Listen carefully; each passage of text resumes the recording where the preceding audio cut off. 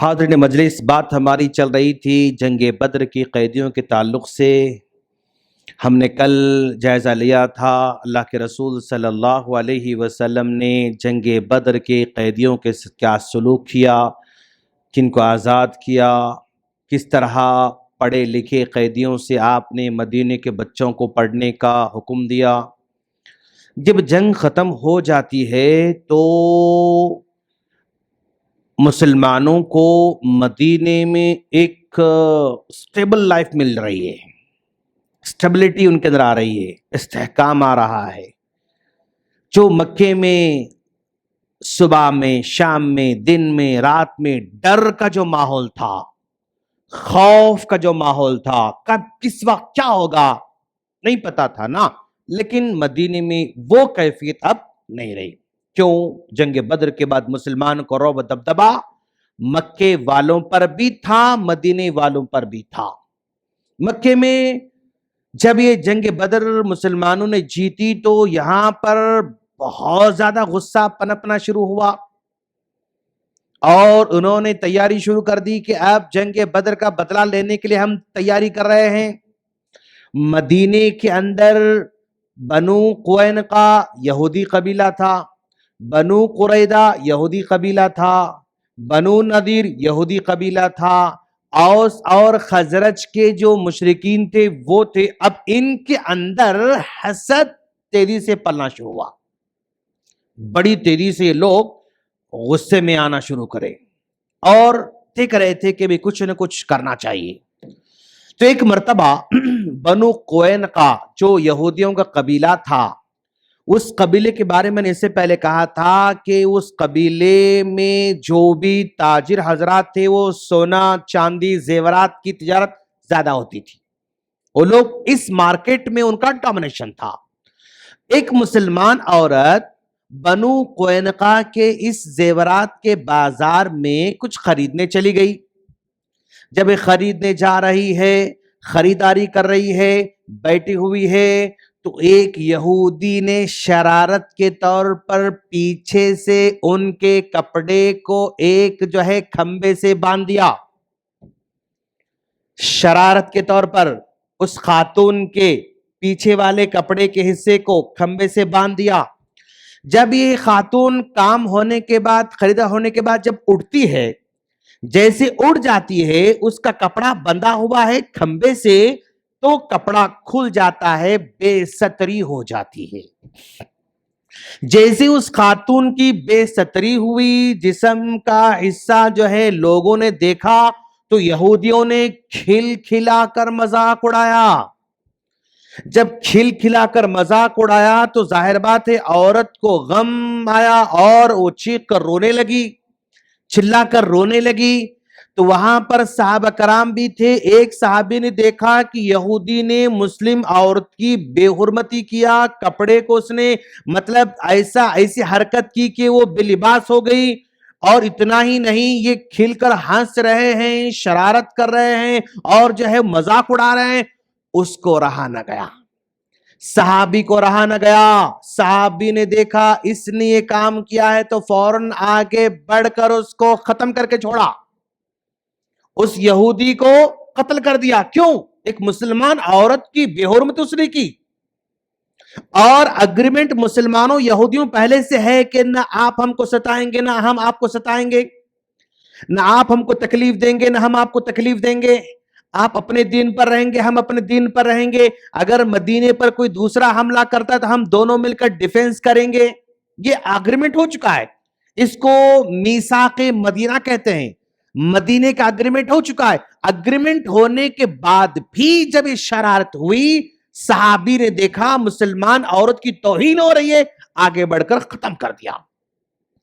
جب اس کو ختم کر دیا تو یہودیاں جتنے بازار میں تھے وہ سب مل کر صحابی کو شہید کر دیے، صحابی کو شہید کر دیے۔ اور ظاہر بات ہے معاملہ تو آگے بڑھا، معاملہ آگے بڑھنے کے بعد اللہ کے رسول صلی اللہ علیہ وسلم تک بات پہنچی تو اللہ کے رسول نے یہودیوں کے بڑے بڑے سرداروں کو بلا کر پوچھا کہ بھئی ہمارا معاہدہ تھا کہ نہ ہم آپ کو تکلیف دیں گے نہ آپ ہم کو تکلیف دیں گے، لیکن تمہارے آدمی نے شرارت کی، تمہارے آدمی نے بے حرمتی کی اور اس کے غصے میں آ کر ہمارے آدمی نے مار دیا، پہلے تم نے ہمارے معاہدے کو توڑ دیا, شرارت کر کے, تکلیف دے کر, ایک عورت کی توہین کر کے تم نے ہمارے معاہدے کو توڑ دیا. تو جب یہ اللہ کا رسول نے, جب آپ نے باز پرس کی یعنی سوالات کیے اور وضاحت مانگی, ایسا تم نے کیوں کیا؟ جب وضاحت مانگی تو انہوں نے کہا محمد وہ بدر میں آپ لوگ جیت گئے تو یہ مت سمجھو کہ آپ ہر جگہ جیتنے والے ہیں, ہم بدر کے جیسے نہیں, اگر آپ تیار ہیں تو ہم بھی تیار ہیں. اس طرح جواب دیا. بھئی تم نے غلطی کی, غلطی کرنے کے بعد اپنی غلطی کی معافی مانگنا چاہیے تھا, اور اپنی غلطی کا ازالہ کرنے کے لیے آپ کچھ کرنا چاہیے تھا. غلطی کی اور پھر للکار رہے ہیں کہ محمد آپ نے اگر بدر میں کچھ لوگوں کو اگر آپ نے مار دیا ہے تو یہ مت سمجھو کہ آپ ہم کو بھی ماریں گے, ہم ویسے نہیں ہیں, ہم ٹکر والے ہیں, ہم مقابلے کرنے والے ہیں. دھمکی دی اللہ کے رسول صلی اللہ علیہ وسلم کو. جب اللہ کے رسول نے دیکھا اب ان کا پانی سر پہ جو ہے اور اوپر جا رہا ہے, آپ نے کہا جب تم مقابلے کے لیے تیار ہو چلو مقابلہ کریں گے, I'm ready. جب مقابلے کی بات کی اللہ کے رسول صلی اللہ علیہ وسلم نے تو پورے کے پورے مل کر وہ قلعے میں بند ہو گئے. بنو قینقاع قلعے میں رہا کرتا تھا, بنو نذیر قلعے میں رہتے ہیں, بنو جو ہے قریظہ قلعے میں رہتے ہیں. یہ یہودی قبیلے ہیں, یہودی قبیلے بالکل بند و قلعے میں رہتے ہیں. بند قلعے میں اس لیے رہتے ہیں کہ ان کو ہمیشہ کچھ نہ کچھ ڈر اور خوف لگا ہوا رہتا ہے. اور وہ بند قلعے میں رہنے کا کانسیپٹ آج بھی گیٹڈ کمیونٹی کا کانسیپٹ ہے کہ یہودی جہاں بھی رہتے ہیں گیٹڈ کمیونٹی, بھئی اطراف میں فینسنگ, اطراف میں دیوار, اطراف میں ڈور, اپنا سب یعنی الگ الگ الگ. تو وہ کانسیپٹ آج بھی ہے.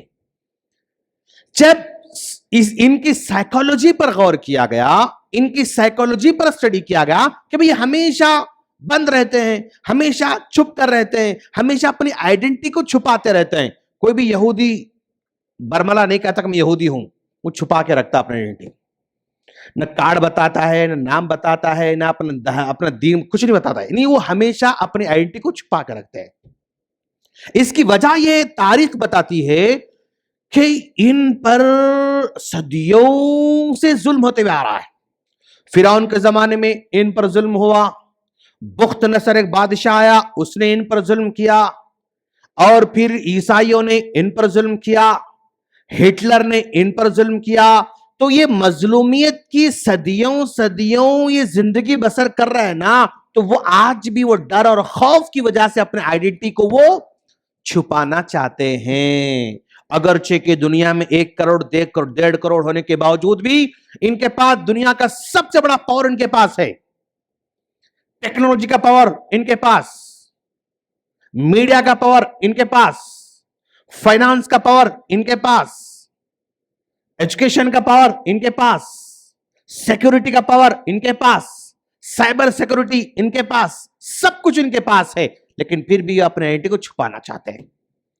جب یہ اندر چھپ کے بیٹھ گئے تو اللہ کے رسول نے کہا چلو باہر نکلو مقابلہ کریں گے, لیکن نہیں نکلے. اللہ کے رسول صلی اللہ علیہ وسلم نے قلعے کے اطراف آپ نے محاصرہ کیا, باہر نکلو ہم دیکھیں گے. محاصرہ کیا, 1 دن 2 دن 3 دن 5 دن 6 دن 10 دن 15 دن محاصرہ کیا. اللہ کے رسول نے باہر نکلو دیکھ لیں گے. تم نے دھمکی دی نا محمد ہم بدر جیسے نہیں ہیں, تم نے اگر بدر میں کچھ لوگوں کو مارا ہے تو یہ مت سمجھو کہ ہم کو بھی مار لو گے, ہم الگ لوگ ہیں. تم نے کہا نا نکلو دیکھیں گے. اب جب 15 دن محاصرہ ہوا تو انہوں نے فائنلی کہا کہ ہم مطلب اپنے ہتھیار ڈالنے والے ہیں, اپنا ہتھیار ڈالنے والے. کہا اللہ کا رسول نہیں, لڑنا ہی لڑنا ہے. اب بیچ میں عبداللہ بن سلول جو منافقوں کا سردار تھا, اس نے آ کر اللہ کے رسول سے کہا کہ اللہ کا رسول یہ لوگ ہتھیار ڈالنا چاہ رہے ہیں, چھوڑ دیجیے نا ان کو, البتہ ان کو نکال دیں گے, یہاں نہیں رہنا, اب فتنہ ہے, تم لوگ یہاں نہیں رہنا, جلا وطن کر دیں گے. تو اللہ کو ٹھیک ہے تمہاری بات ہم مان لیں گے, لیکن یہ چھوڑ کے وہ چلے جانا. یہاں نہیں رہنا, یہاں رہو گے پھر فتنہ مچاؤ گے, کب فتنہ مچاؤ گے نہیں معلوم, یہاں سے نکل جانا. تو بنو قینقاع کے یہودیوں نے اپنے قلعے کو چھوڑ کر جلا وطن ہو رہے ہیں, لیکن جاتے جاتے انہوں نے اپنے سارے گھروں کو توڑ دیا. کیوں؟ اگر ہم یہ گھروں کو چھوڑ کے نکل کے جائیں گے تو مسلمان گھروں سے فائدہ اٹھائیں گے, مسلمان گھروں سے فائدہ نہیں اٹھانا. پورے گھروں کو توڑ دیا. جو اپنے گھروں میں قیمتی لکڑیاں استعمال ہوئے تھے وہ لکڑیوں کو لے کے چلے گئے.